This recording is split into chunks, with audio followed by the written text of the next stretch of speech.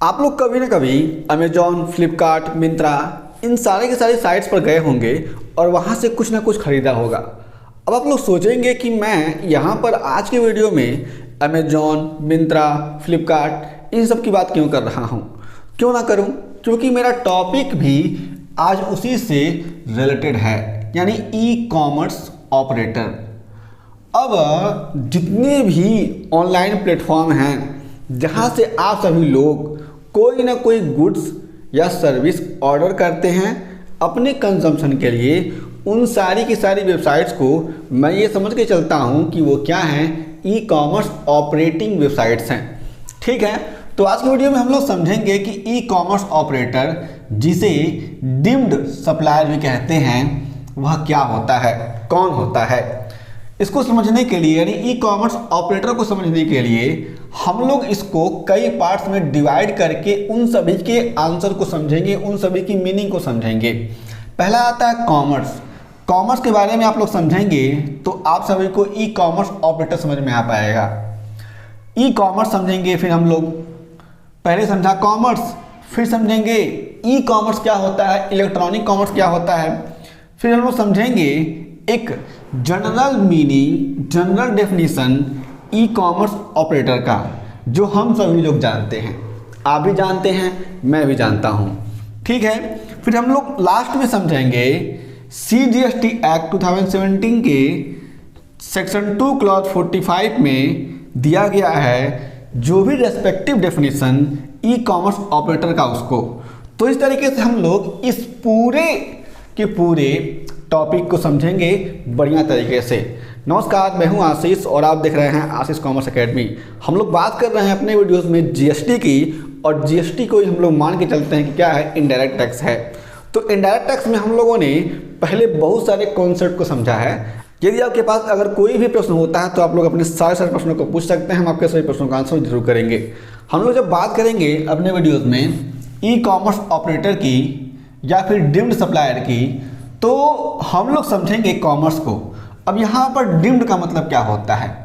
Deemed का मतलब आप लोग ये समझिए कि जिसे मान लिया जाता है, ठीक है, वह एक्चुअल में सप्लायर हो या ना हो, हम लोग मान लेंगे कि वह क्या है, डीम्ड सप्लायर है। क्लियर है? ठीक है, आगे देखेंगे कॉमर्स में। कॉमर्स में कहा गया डेफिनेशन में, आप लोगों ने पहले ही पढ़ा होगा, क्लास 12 में पढ़ा होगा कि कॉमर्स का डेफिनेशन क्या होता है, कॉमर्स का मतलब क्या होता है, बिजनेस क्या होता है, ट्रेड क्या होता है।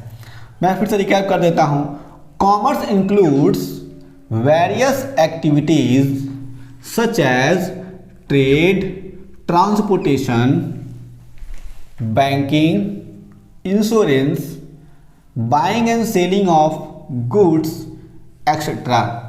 अगर आपके मन में ख्याल आएगा कि कॉमर्स क्या होता है, तो आपको इकट्ठा इन सारी की सारी बातों पर विचार करना पड़ेगा कि कॉमर्स में ट्रेड आता है, कॉमर्स में ट्रांसपोर्टेशन आता है, कॉमर्स में बैंकिंग को इंक्लूड किया जाता है, कॉमर्स में इंश्योरेंस आता है, और इसके साथ साथ हम लोग जो बेसिक काम होता है बाइंग और सेलिंग और गुड्स को हम लोग भी इंक्लूड करके चलेंगे, या सर्विस को।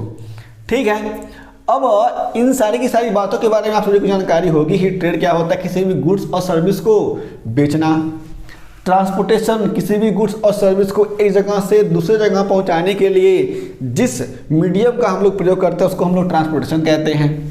ठीक है, अगला आता है बैंकिंग। बैंकिंग फाइनेंशियल सर्विसेज के लिए होता है जो बिजनेस को प्रोवाइड करती है। ठीक है, इंश्योरेंस, अगर कोई कंपनी है उसके पास बहुत सारे रॉ मटेरियल्स होंगे, तो उस रॉ मटेरियल को सिक्योर करने के लिए कंपनी क्या करती है, इंश्योरेंस करवाती है।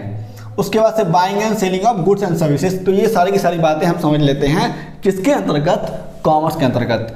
आगे कहा गया है it is a broader term encompassing the entire process of buying and selling of goods and services।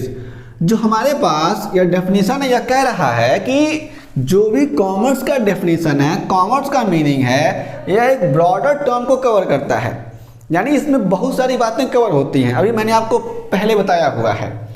अब यहाँ पे कह रहा है कि term encompassing the entire process of buying and selling of goods and services, जो क्या करता है किसी भी गुड्स और सर्विस की बाइंग और सेलिंग से रिलेटेड जितने भी काम होते हैं, जितने भी फंक्शंस होते हैं, उन सारे के सारे फंक्शंस को कवर करता है।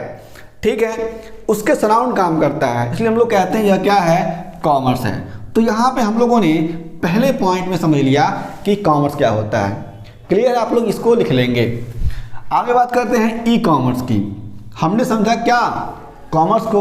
अब ई कॉमर्स पे आएंगे तो यहाँ पे हमने लिखा हुआ है e commerce means electronic commerce. किसी से मैं पूछता हूँ कि व्हाट इज ई कॉमर्स, तो सामने वाला कहता है इलेक्ट्रॉनिक कॉमर्स, मतलब उसी का फुल फॉर्म बता दिया। तो ऐसा तो नहीं बताना है ना, हमें इसके मीनिंग को बहुत ही बढ़िया तरीके से समझना है। कहता क्या है, अगर इलेक्ट्रॉनिक कॉमर्स है तो इसका मतलब क्या होता है, refers to the buying and selling of goods and services over the internet. ऊपर कॉमर्स था ना, तो कॉमर्स के डेफिनेशन में हमने समझा किसी भी गुड्स और सर्विस को बाई किया जा रहा है या सेल किया जा रहा है जनरली। अब यहाँ पर अगर वही सारा का सारा काम, यानी यह कॉमर्स का काम इंटरनेट के माध्यम से होगा, इंटरनेट पे होगा, तो हम लोग कहेंगे कि वह सारी की सारी एक्टिविटीज़ क्या है, ई कॉमर्स है। क्लियर है। It involves online transactions between businesses and consumers. इसमें क्या होता है, ऑनलाइन ट्रांजैक्शंस होते हैं, किसके बीच में, बिजनेस और जो भी कस्टमर है उनके बीच में। आप लोग जाते हैं, मान लीजिए मुझे एक शर्ट लेना है, तो मैं गया अमेजोन की वेबसाइट पे या फिर अपने फ़ोन से गया अमेजोन के ऐप पे, मैंने किसी भी शर्ट को सिलेक्ट किया। अब वहाँ पर जितना पैसा था उतना मैंने पेमेंट कर दिया, उसके बाद से वह शर्ट मेरे पास आ गया।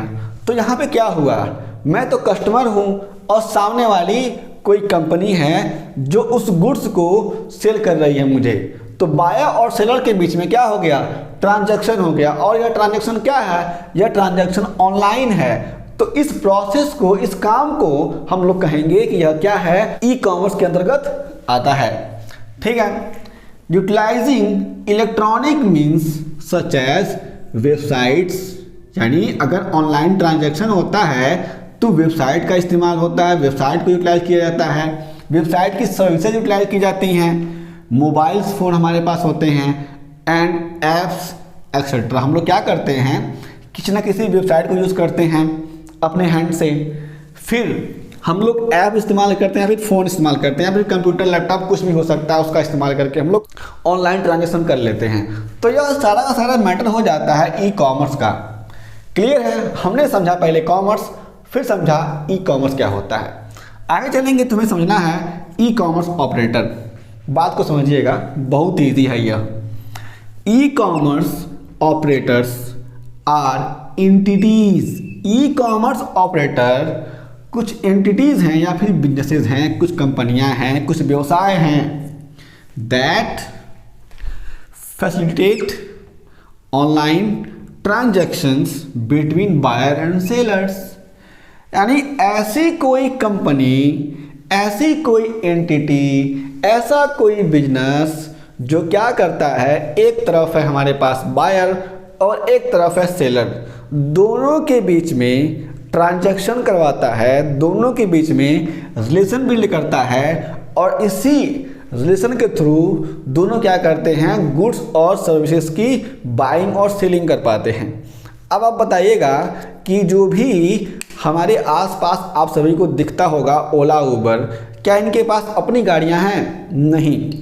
ये सारी की सारी कंपनियां करती क्या हैं कि जो भी रेस्पेक्टिव कस्टमर्स हैं उनके और जो भी जिसके पास गाड़ी है उनके बीच में ट्रांजैक्शन करवा देती हैं और उससे अपना प्रॉफिट कमाती हैं। क्लियर है। अब यहाँ पर इसी बात को हम लेकर के चलेंगे, एग्जाम्पल लेंगे। अमेजॉन, फ्लिपकार्ट और भी मिंत्रा, मीशो, ये सारे के सारे प्लेटफॉर्म ऐसे हैं जहाँ पे कोई भी पर्सन जाता है, अपने प्रोडक्ट को खरीदता है, और जो भी कंपनियां हैं उनका होता है डील। जो भी एग्रीगेटर होते हैं, जो भी पर्सन होते हैं, किसी भी गुड्स को बेचते हैं, तो जो भी रेस्पेक्टिव कंपनियां क्या करती हैं, दोनों के बीच में ट्रांजैक्शन करवा देती हैं। तो यह सारा का सारा प्रोसेस हो जाता है। इस प्रोसेस को हम लोग कहेंगे इलेक्ट्रॉनिक कॉमर्स। और जो भी इलेक्ट्रॉनिक कॉमर्स का प्रोसेस है, जिसके द्वारा, जिस कंपनी के द्वारा, जिस बिजनेस के द्वारा कराया जाएगा, उसको हम लोग कहेंगे इलेक्ट्रॉनिक कॉमर्स ऑपरेटर। ठीक है, मैं एग्जांपल लेता हूँ डिम्ड सप्लायर का। डिम्ड सप्लायर के बारे में कहा गया है कि मैं समझाता हूँ कि मान लीजिए मैं दिल्ली गया, ठीक है, वहाँ पर मैंने एक ओला कैब करी। ठीक है, मैं ओला कैब में गया और मैंने 100 रुपये एक ड्राइवर जो था गाड़ी वाला उसको मैंने दे दिया। ठीक है, अब जब वह 100 रुपये मैंने ड्राइवर को दिया तो वह सर्विस मुझे मिली, लेकिन गवर्नमेंट क्या करेगी, ना तो पैसा इस ड्राइवर से लेगी, ना तो पैसा मुझसे लेगी, ना तो पैसा आशीष से लेगी। पैसा मतलब टैक्स। ये दोनों लोग क्या करेंगे, टैक्स के लिए लायबल नहीं है। टैक्स के लिए लायबल हो जाएगी ओला कंपनी, जो दो लोगों के बीच में ट्रांजैक्शन करवा रही है या फिर सर्विस दे रही है। तो इस केस में जो ओला है उसी को मान लिया जाएगा कि यह जो रिस्पेक्टिव कंपनी है यह क्या है, डिम्ड सप्लायर है। यही किसी भी गुड्स की सप्लाई कर रही है, इसलिए इसको गवर्नमेंट पकड़ लेगी और इससे टैक्स ले लेगी। ठीक है, आगे चलते हैं। आगे देखेंगे आप लोग तो हमें समझना है CGST एक्ट 2017 के सेक्शन 2 क्लॉज 48 के अकॉर्डिंग ई कॉमर्स ऑपरेटर का डेफिनेशन क्या होता है। ठीक है, इसमें कहा गया है electronic commerce operator means any person. Electronic commerce operator का मतलब होता है कोई भी पर्सन। अब कोई भी पर्सन है, उसमें कुछ खूबियां भी होंगी ना, जो क्या करता है, ऑन करता है, यानी जो क्या है, मालिक है। क्या है जी, मालिक है। ठीक है, या फिर जो ऑपरेट करता है, क्या करता है, ऑपरेट करता है यानी चलाता है, या फिर मैनेज करता है। मैनेज करने का मतलब क्या है, जो भी मैनेजमेंट के फंक्शंस हैं वो सारे के सारे फंक्शंस वहाँ पे लगाता है। ठीक है, अब जो भी इलेक्ट्रॉनिक कॉमर्स ऑपरेटर है मीन्स ऐसा पर्सन जो ऑन करता है, ऑपरेट करता है, मैनेज करता है। तो ये ऑन करना, ऑपरेट करना और मैनेज करना किसका, डिजिटल और इलेक्ट्रॉनिक फैसिलिटी और प्लेटफॉर्म किसका होता है, ऑन, ऑपरेट, मैनेजमेंट किसी ना किसी डिजिटल या फिर इलेक्ट्रॉनिक फैसिलिटी का या फिर किसी भी प्लेटफॉर्म का। अब किस काम के लिए, फॉर इलेक्ट्रॉनिक कॉमर्स, यानी इलेक्ट्रॉनिक कॉमर्स के लिए इंटरनेट पे किसी भी गुड्स और सर्विस को बेचने के लिए अगर कोई भी पर्सन ऑन करता है, ऑपरेट करता है, मैनेज करता है किसी भी डिजिटल इलेक्ट्रॉनिक फैसिलिटी या फिर प्लेटफॉर्म को, यानी किसी ना किसी वेबसाइट को, किसी ना किसी ऐप को, तो उस पर्सन को हम लोग कहेंगे कि वह पर्सन क्या है, वह पर्सन ई कॉमर्स ऑपरेटर है। ये बातें आप लोग को समझ में आ चुकी होंगी। यहाँ पे मैंने आप सभी को बहुत ही इजी लैंग्वेज में समझा दिया। तो यहाँ पे हम लोगों ने इस वीडियो में समझा ई कॉमर्स ऑपरेटर के बारे में, यानी डिम्ड सप्लायर के बारे में, जिसको हम लोग मान लेते हैं भाई तू सप्लायर है, तू पैसा दे, तू टैक्स का पैसा जमा कर गवर्नमेंट के पास। ठीक है, अब यहाँ पर हमने जब ये सारी की सारी बातें करी तो इसमें हमने सबसे पहले समझा कि कॉमर्स क्या है, फिर समझा ई कॉमर्स क्या है, फिर समझा ई कॉमर्स ऑपरेटर क्या होता है, फिर समझा ई कॉमर्स ऑपरेटर का जो भी CGST एक्ट के सेक्शन 2 क्लॉज 45 में डेफिनेशन दिया गया वह क्या कहता है। यदि आपके पास और कोई प्रश्न होता है तो आप लोग अपने सारे प्रश्नों को पूछ सकते हैं। आपके सभी प्रश्नों का आंसर हम लोग आने वाले टाइम में जरूर करेंगे, अपने आने वाले वीडियोस में शामिल करेंगे आप सभी के प्रश्नों को। हम लोग फिर से मिलेंगे GST के अनदर वीडियो के साथ, जहां पे GST के एक इम्पॉर्टेंट टॉपिक को हम लोग यहाँ पे लाएंगे और उसकी चर्चा करेंगे। तब तक के लिए जय हिंद।